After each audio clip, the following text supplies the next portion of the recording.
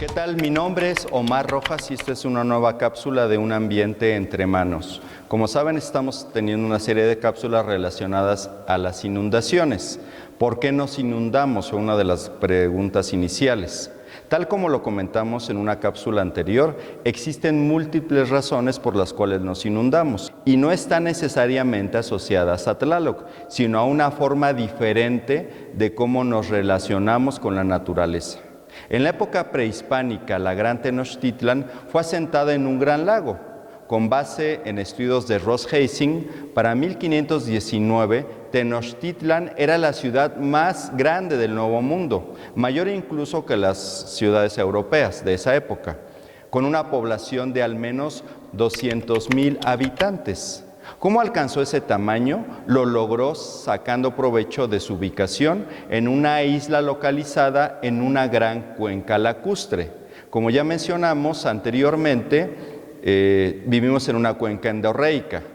Los lagos estaban rodeados por caminos, pero las decenas de miles de canoas que los surcaban eran mucho más importantes.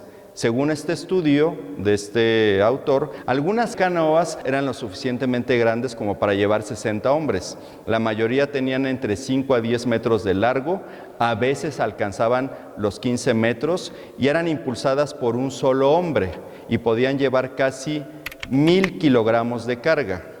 Con el uso de canoas, el territorio en una cierta distancia de Tenochtitlan no se limitaba a un radio alrededor, sino también más extenso. Por ejemplo, a otras orillas de los lagos, el cual tenía más de 55 kilómetros de largo y 25 kilómetros de ancho. Y esto ponía mucho más territorio al alcance de Tenochtitlan que el que tenía cualquier otra ciudad. Con la llegada de los españoles, esto cambió, incluso la idea de cuenca por valle. A finales del siglo XVIII, Velázquez de León lo describía como sigue: llamamos Valle de México, aún con alguna impropiedad, a un país cercado por todas partes de alturas más o menos elevadas, en las que se reparten las aguas, unas corriendo para lo interior del terreno, en cuyos bajíos se forman diferentes lagos. Te invitamos que si quieres conocer más de esta descripción de la cuenca, hay cartas que se llaman las cartas de relación que escribió Hernán Cortés y que se publicaron en 1522. Bueno, seguimos. Con base en la revista Ciencia UNAM, el proyecto de desecación del lago empezó en la época colonial, con la aprobación del túnel de Huehuetoca en 1607, que pronto se convirtió en el Tajo de Nochistongo en 1637, cuyo propósito era desalojar las aguas que inundaban la cuenca. Antes había una cosmovisión asociada al agua y cambió después una cosmovisión donde el agua era una amenaza. Durante el Porfiriato, 3 siglos después, con la construcción del Gran Canal del Desagüe, se comenzaron magnas obras para transformar el territorio de un paisaje lacustre a uno urbano, incluyendo la pavimentación y con el tiempo entubar ríos que ahora sabemos ya no transita agua pluvial o agua dulce, sino aguas negras.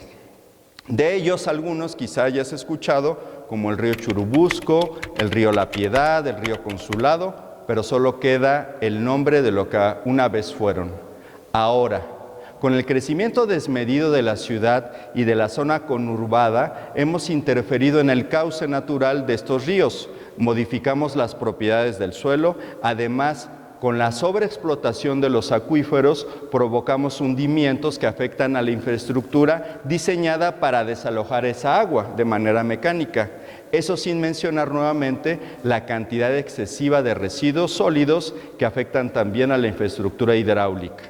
Un ejemplo claro de cómo se puede recuperar un río se vivió el año pasado durante las Olimpiadas en París, donde se saneó el río Sena después de 100 años que no se podía nadar en él, derivado de su contaminación. Es cierto que hay una gran diferencia geográfica, económica y social. Por ello es un reto para la Ciudad de México y su área conurbada pensar en una nueva forma de convivir en un sistema lacustre alterado por una cultura del agua, un ambiente entre manos.